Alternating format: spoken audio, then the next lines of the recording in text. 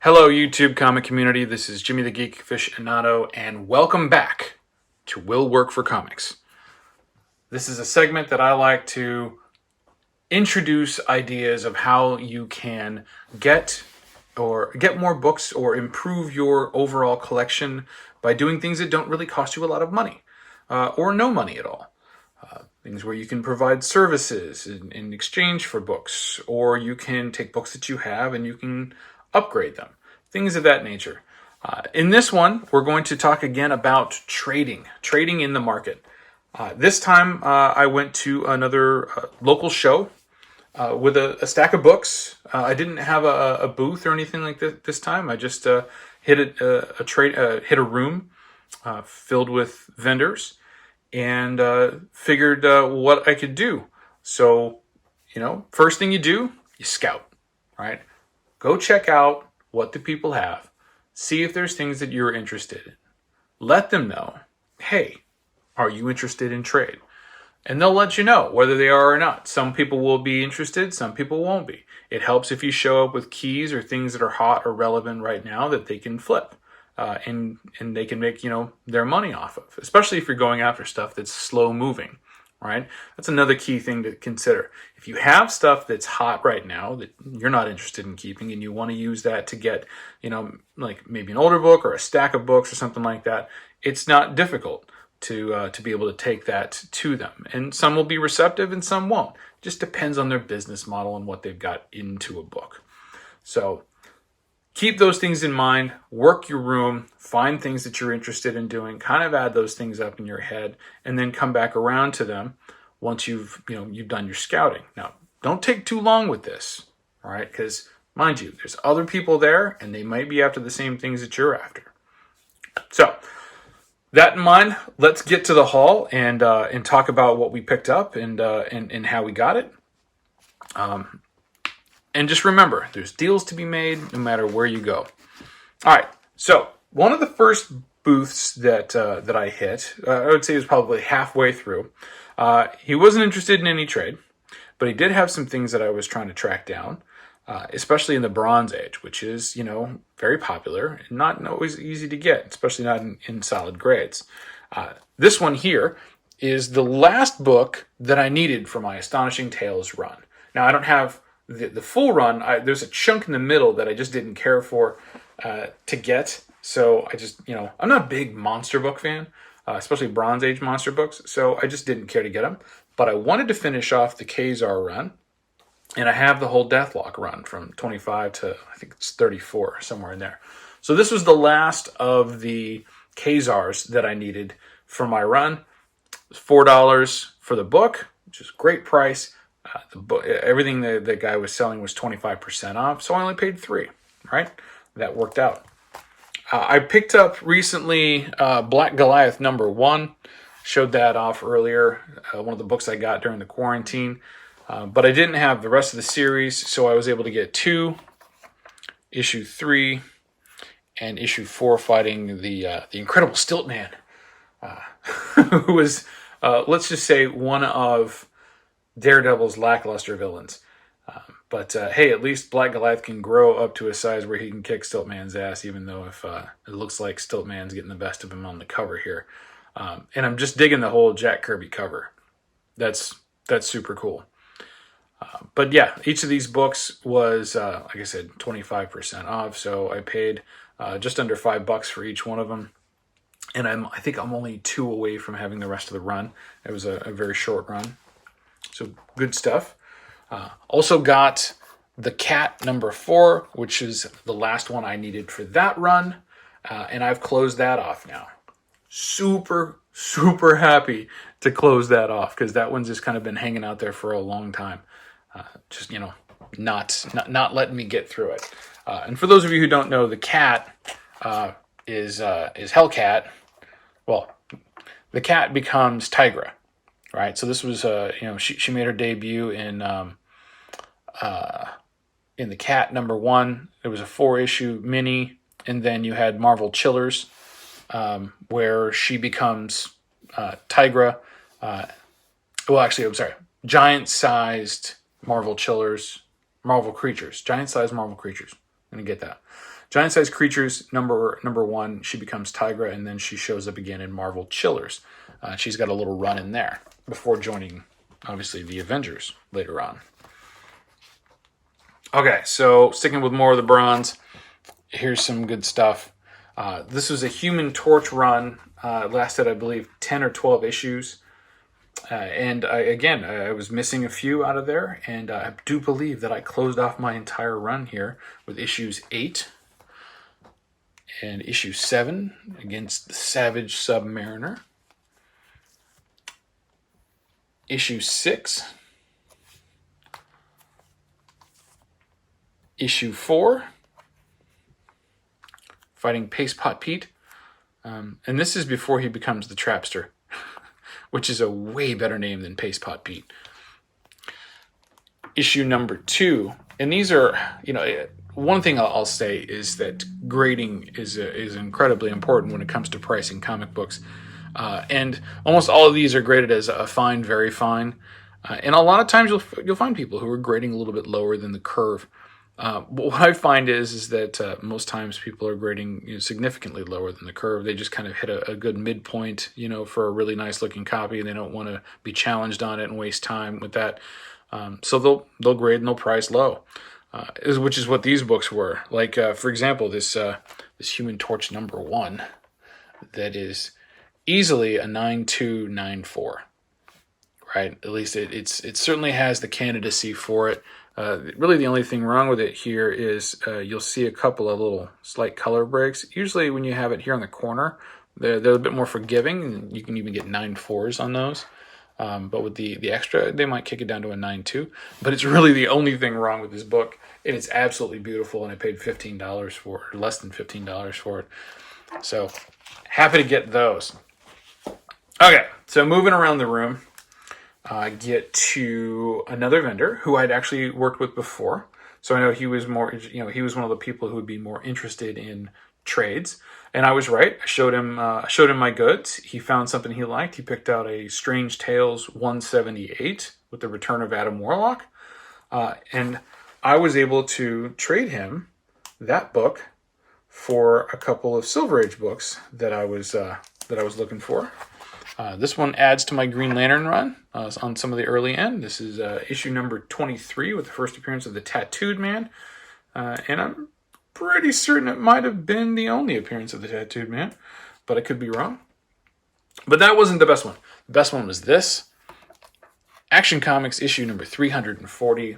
First appearance of the Parasite. Great Superman cover. Real glad that I have one finally.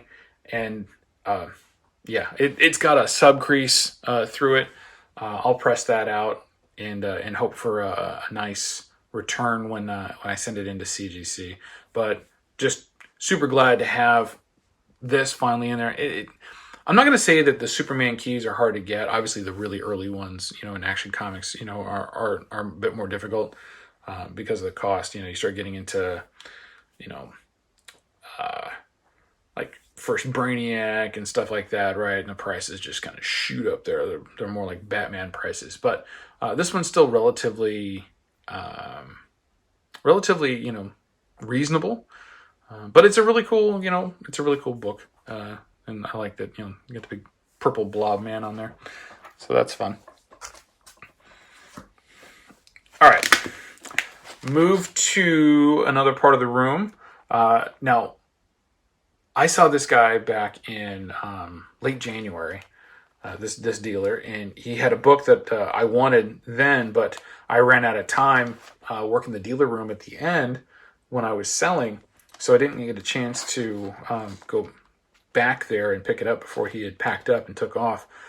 But the nice thing is that he's selling books for a friend, and they're all, like, apparently he's been selling them for a while, and he's trying to get rid of them, and they're all, like, late bronze, early copper stuff, but there's tons of keys in there. And that's what I was kind of enjoying. And everything was 50% off. So, like this Micronauts number 1 newsstand copy.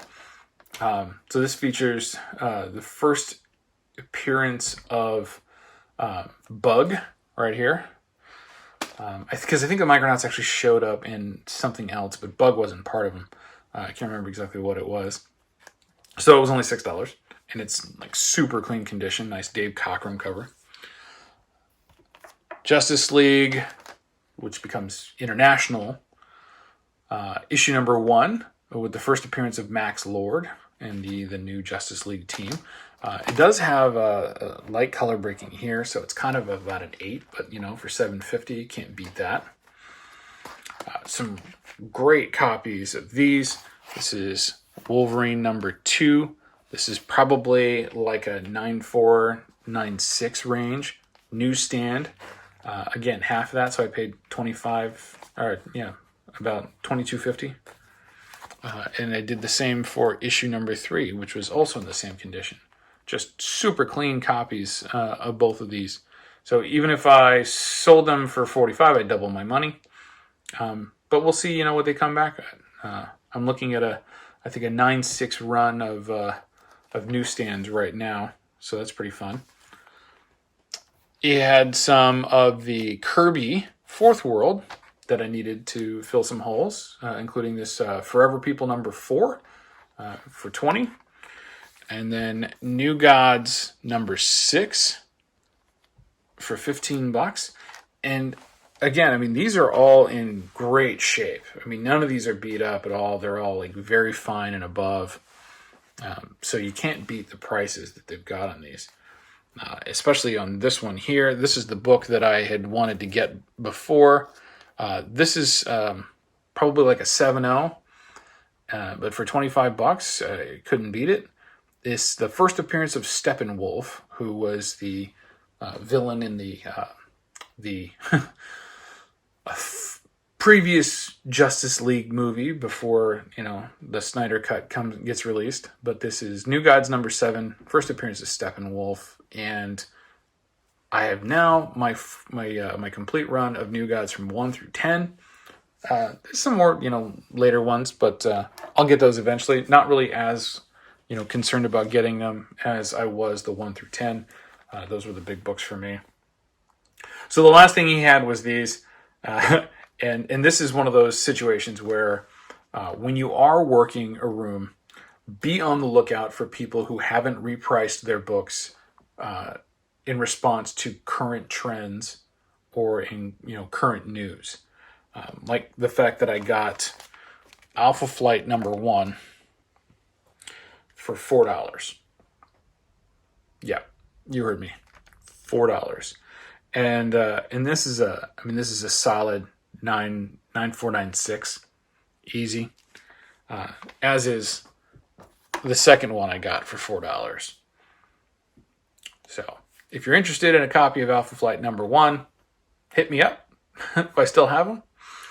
Because these books are climbing in price. This is the first appearance of this guy here, Puck. The rest of the team, first appearance was in X-Men number 120 and 121. So if you're following the Alpha Flight news and you want to pick up those, you're going to want to get this book, and you're going to want to get the 120 and 121 from X-Men. Okay, so 2 purchases, 1 trade. We're still doing good.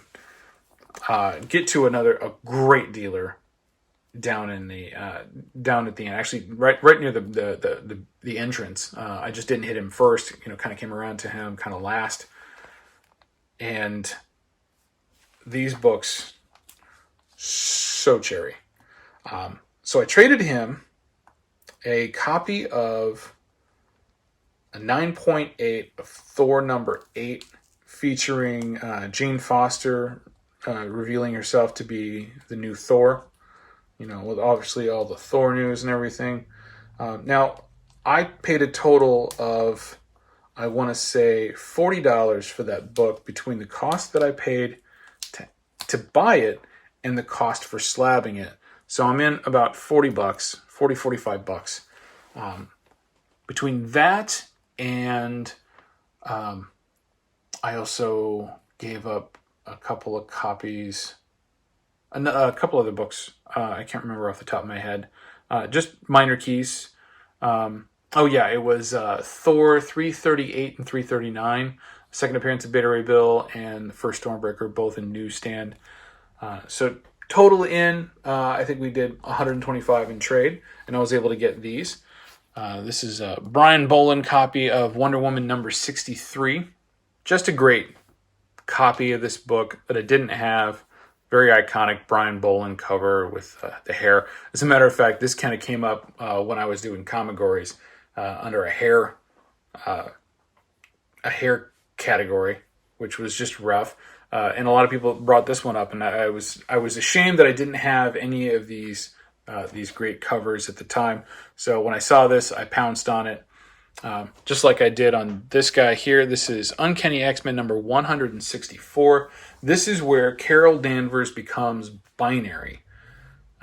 So for those of you who aren't aware, Carol Danvers has gone through several iterations. She's gone through almost as many costumes as the Wasp has, but along with those, she's changed her name several times. This is a relatively big book, and I believe it to be a 9.8 candidate after a little bit of a press. The last 9.8 I had of that book sold for, I think, $175, but I have suspicions that this book is gonna pick back up.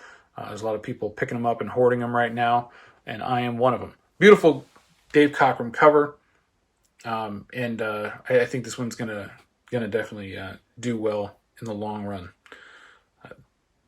This is the last one I got as part of that trade, and these are, if you're not in the know, Master Comics are very hard to find. They don't come around very often. So this is a great Captain Marvel Jr. story, as well as a Bill Battle story. Master Comics number 133 later in the run, but also a really cool kind of like Halloween cover, here with the little bat flying in the graveyard and everything, and a soldier coming out of his grave. So digging on that, super happy to get it. And that was what my trade consisted of. So 3 for 3, can't go wrong there.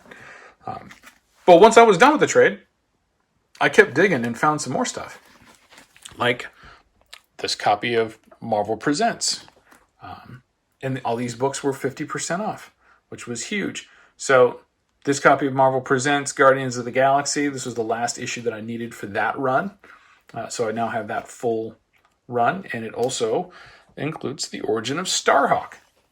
Fantastic. I still don't have the Starhawk first appearances from the Defenders 27 and 28, but I'm working on getting those. One thing at a time, right? Another thing I didn't have as part of my run to finish it off, Jungle Action number 3. I've got 1 and 2. I didn't have 3, nor did I have 4. So digging the Jungle Action stuff with Tharn, the Jungle Lord.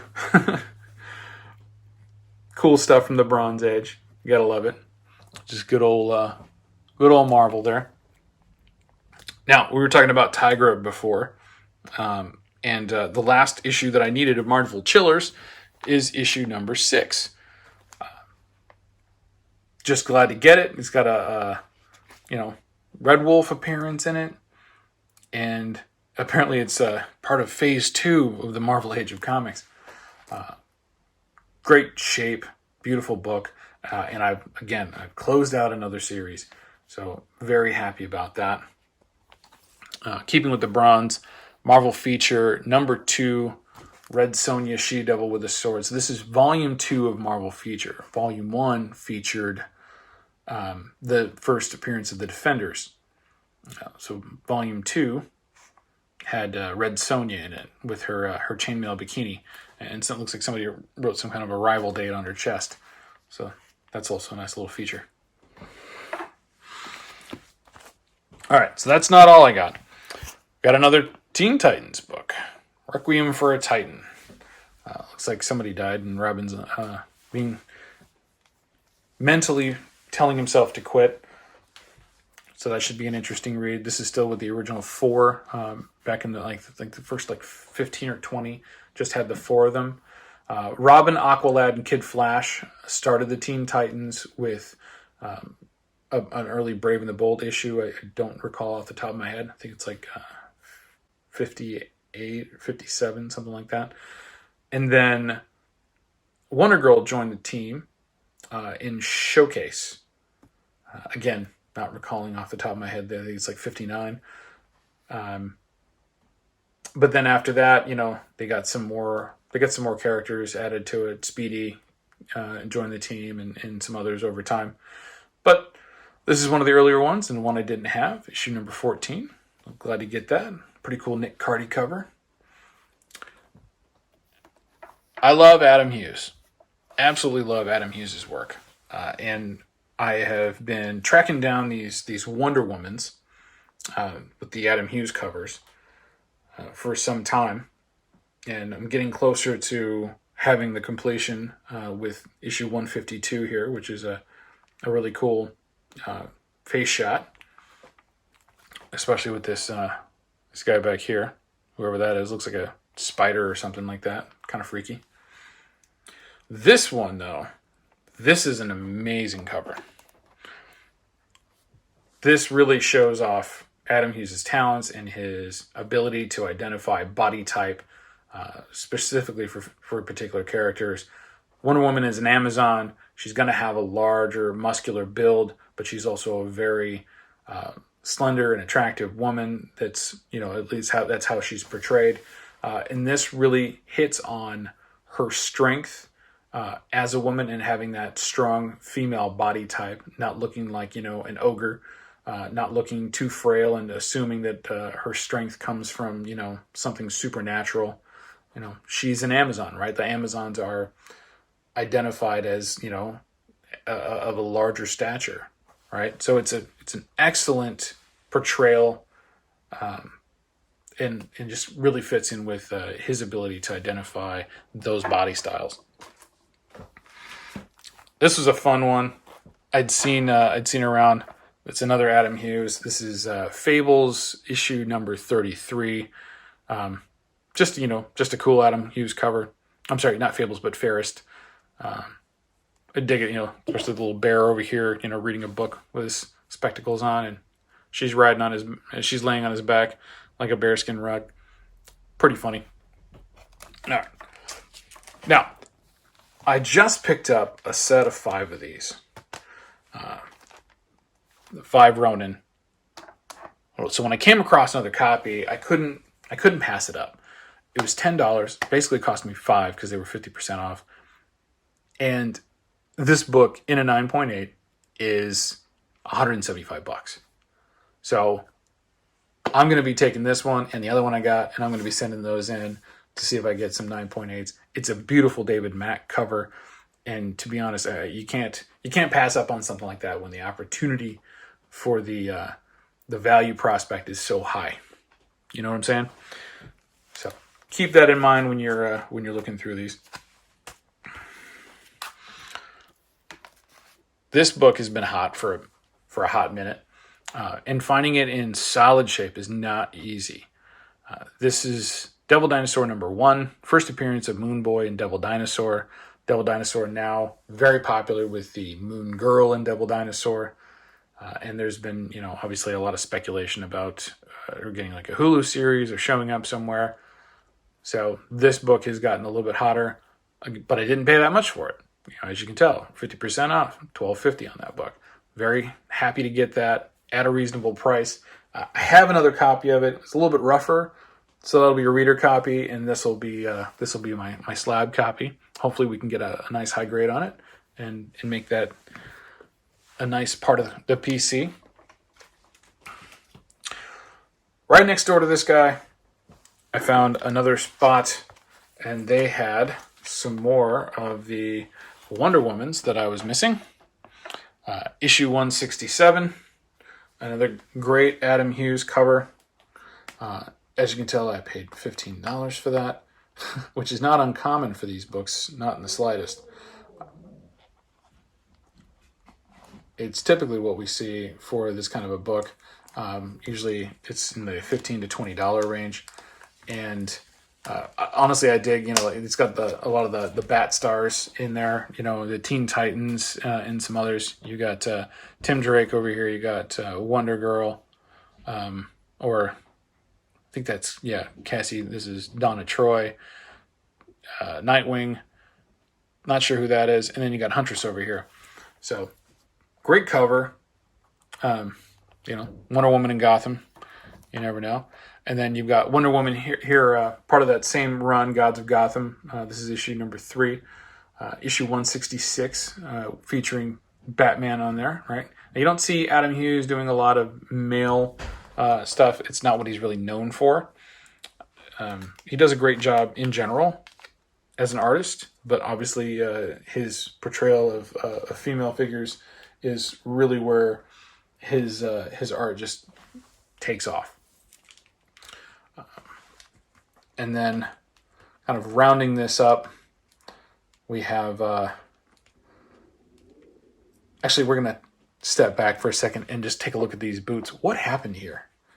Normally her boots are, kind of like up to the knee or something like that. I'm like, are these waterlogged? Is she melting? Is there some kind of sag point that we're looking at? I'm not entirely certain. I doubt that they're going to kind of get into it in the book and give a clue as to why her boots look like that. But it's just, that's not the best part of this cover. Absolutely. Best part of this cover is not the bat. So this is the first issue of that run. This is issue number 164. And I'm able to knock, 5 more of the Adam Hughes Wonder Woman covers off of my list. I'm getting close to having all of them. Wonder Woman in general is just hard to find, right? There's not as many of them out there. The Volume 2 series has a lot more available, especially the earlier ones, the George Perez, the Brian Bolland. There's some iconic covers, like I showed earlier, that are very... they get eaten up really fast, right? People hoard those. But you get more in the pre-100 of this run. But this Adam Hughes run, everybody loves and everybody holds on to him, so it's just really difficult to get good copies of it. Just like it's really hard to get good copies of this book. I have a copy of this that's a little bit rough. It's got some defects. I'm not sure this one's gonna fetch a 9.8, but we're gonna try. We're gonna press it out and see what we can get for it. Even if it's a 9.4, I'll be happy. Birds of Prey number 8, the first date, so to speak, between Nightwing and Barbara Gordon after all the time that they spent together. He takes her out to the circus and lets her fly around. This is after she's been crippled by the Joker. So it's a very strong story. It's very iconic to the Bat universe and Bat mythos. And glad I could finally get a super nice copy of that book. Okay, last two. Now, back to what I said at the beginning. You want to scout, right? You want to scout around. You don't want to necessarily pick up the first things that you see.